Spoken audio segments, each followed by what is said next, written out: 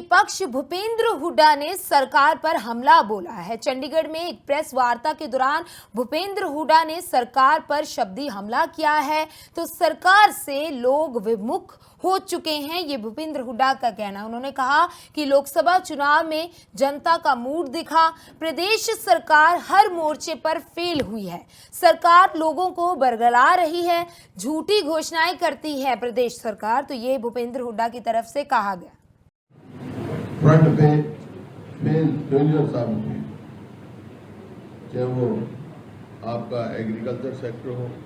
बहुत सारे सवाल हैं, उन्होंने बहुत सारी घोषणाएं की। मान के चाहे घोषणा पत्र उठाओ, आप और उठाओ, तो कुछ सवाल हैं जो लोग इस बात को पूछ रहे हैं। जितनी इन्होंने घोषणाएं की आज तक, पहले भी बाद में भी, जब ये गठबंधन की सरकार बनी, 5100 रुपये पेंशन की बात कही, ओल्ड पेंशन स्कीम लगाने की बात कही, 75% रिजर्वेशन की देने की बात कही। कोई भी इनका घोषणा पत्र कोई उठा के देख लो, कोई भी उनका नहीं। मैं बार बार कहता रहा कि ये पोर्टल की सरकार है और ये गलत है, ये जन विरोधी है। कई पोर्टल जनहित के पोर्टल के खिलाफ भी हूँ। जैसे बिजली के बिलों में मैंने किया था, तो हमारे समय में डिजिटलाइजेशन हुआ था उसका। लेकिन ये जो अब ये आपका प्रॉपर्टी आईडी, परिवार पहचान पत्र, मेरा फसल मेरा ब्यौरा, कोई मायने नहीं इनका। आप एमएसपी दे पा नहीं रहे हैं। पहले यही मंडियां थी, यही किसान थे, इतना ही अनाज पैदा होता था। अनाज पैदा करते ही किसान सीधा मंडी में आता था और उसको एमएसपी मिलती थी। अब ये वो वेट करेगा, पोर्टल पे उसका नंबर आएगा, पोर्टल पे कोशिश करेगा, इतने पोर्टल नहीं चलते उनके। हरियाणा जो है वो तो 3 ही बातों से जाना जाता था पूरे देश में: जय जवान, जय किसान और जय पहलवान। आपने जवान की हालत देख लो, अग्निवीर ले गए, किसी फौज ने कही नहीं, कोई और कहा नहीं, किसी की डिमांड नहीं, उन युवाओं के भविष्य के साथ खिलवाड़ की जा रही है।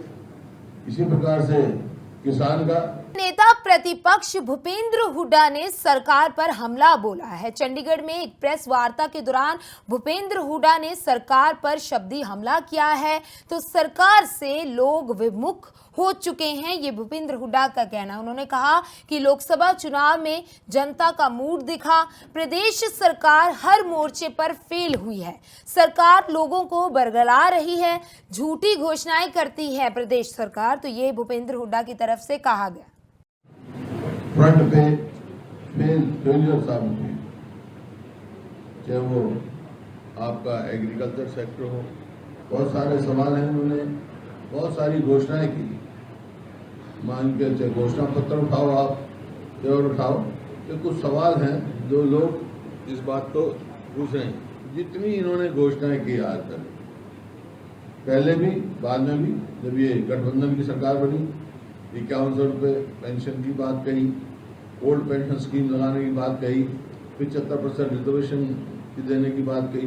कोई भी इनका घोषणा पत्र कोई उठा के देख लो, कोई भी उनका नहीं। मैं बार बार कहता रहा कि ये पोर्टल की सरकार है और ये गलत है, ये जन विरोधी है। कई पोर्टल जनहित के पोर्टल के खिलाफ भी हूँ।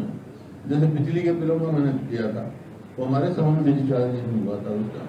लेकिन ये जो अब ये आपका प्रॉपर्टी आईडी, परिवार पहचान पत्र, मेरा फसल मेरा ब्यौरा, कोई मायने नहीं इनका।